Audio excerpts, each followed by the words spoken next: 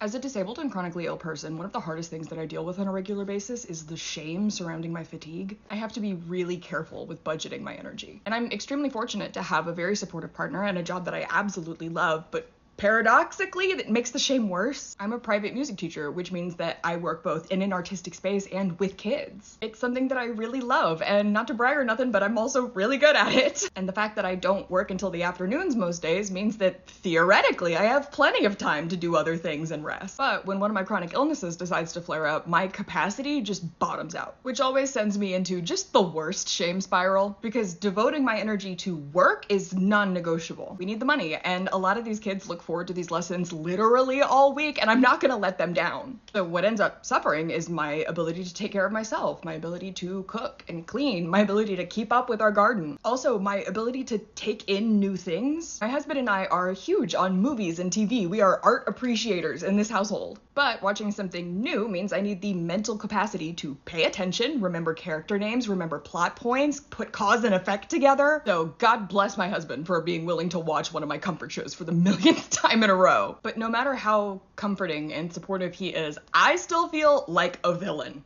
And that's on Protestant work ethic. But over time, I've learned that if I try to keep up with all of it, my body will physically start breaking down. My chronic pain gets worse, I get really bad brain fog, I start to dissociate against my will at just the worst times, and all of that combined puts me on a hair trigger for meltdowns and panic attacks. And the only way to factory reset is to have several days in a row of doing absolutely nothing. And the last time that I sacrificed my health and well-being for an extended period of time, it took me almost 3 months to recover. All this to say, if you're like me and you experience these fatigue issues, you're not alone. And if you have the capability, sit down. That extra hour of productivity a day is not always worth it, brother.